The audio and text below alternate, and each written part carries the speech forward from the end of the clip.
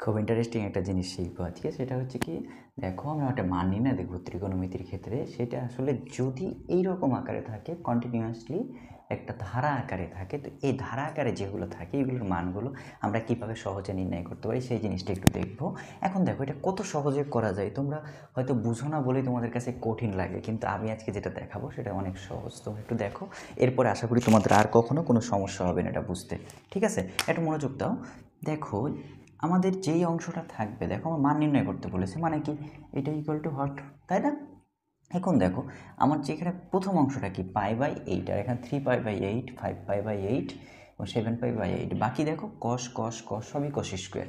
এখন মূল কথা হচ্ছে সবগুলো কোণের মধ্যে বড় কোণ কোনটা আর ছোট কোণ কোনটা তোমাকে আইডেন্টিফাই করতে হবে। সব থেকে বড় কোণ হচ্ছে এইটা, সব থেকে ছোট কোণ হচ্ছে এইটা।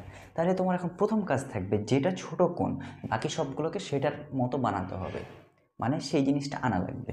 ঠিক আছে, এখন দেখো প্রথম যেটা আছে, তাহলে এটা যত ছোট কোণ সব থেকে, তাহলে আমি সেটাকে রেখে দিলাম। এবং পরেরটাকে দেখো আমি এটাকে পরিবর্তন করতে হবে আমার।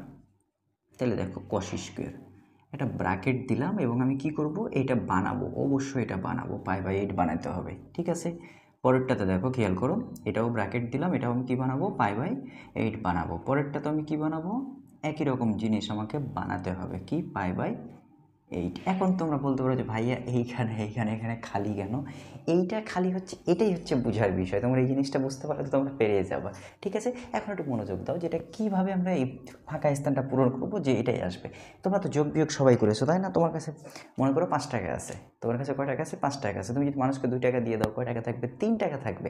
এখন মনে করো তোমার কাছে 3 টাকা আছে, তোমার 5 টাকা হওয়া লাগবে, তাহলে কী করা লাগবে, কারো কাছ থেকে 2 টাকা ধার করা লাগবে, তাই না? তো বিষয়টা হচ্ছে এরকম। তাহলে দেখো আমার এখানে আমি অলরেডি নিয়ে নিয়েছি π/8, এখন কত ছিল দেখো তো, 3π/8।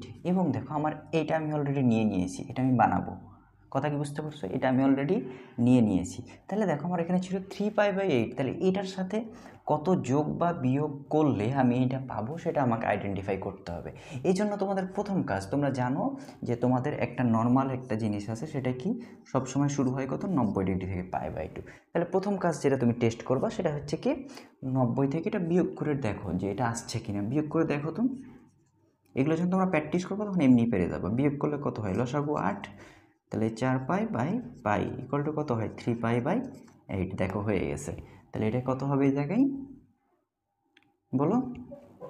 এই জায়গায় হবে π/2, আর মধ্যখানে কি নিয়েছি, মাইনাস।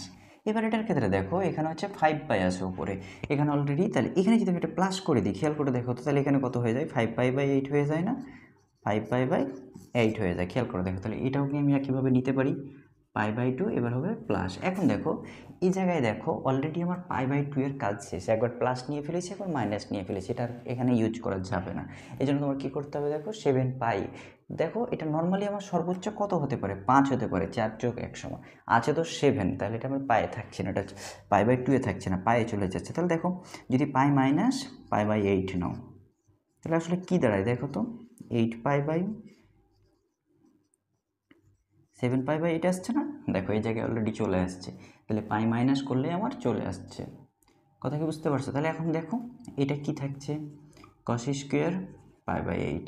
এটা কি আসছে বলো তো, যদি 90 থেকে ছোট হয় কস, তাহলে কি সে কি হয়ে যাবে বলো তো, সাইন হয়ে যাবে না? তাহলে সাইন π/8। এরপরেরটা কি হবে বলো, এরপরেরটাও সাইন হয়ে যাবে। কোনটা, এইটা 90 থেকে বড় হলো, এটাও সাইন, কারণ সেকেন্ড কোয়াড্রেন্টে কি কস থাকে, থাকে না, সেকেন্ড কোয়াড্রেন্টে কী থাকে, সাইন থাকে। তাহলে সাইন π/8। আর এটা কত, এটা কস। এটাকে তুমি কস, আচ্ছা এইটা তোমার কসই থাকবে, সরি এটা তোমার কসই থাকবে, কারণ ফার্স্ট কোয়াড্রেন্টে থাকলে তো অল পজিটিভ, সে তো কসই থাকবে।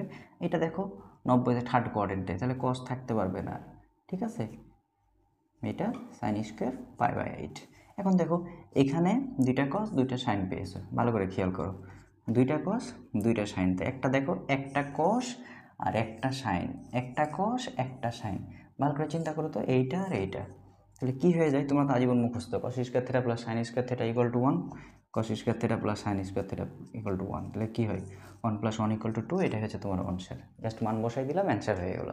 আশা করি বুঝতে পেরেছো। তারপরে বুঝতে না পারলে আমাকে অবশ্যই জানাবা। ধন্যবাদ সকলকে।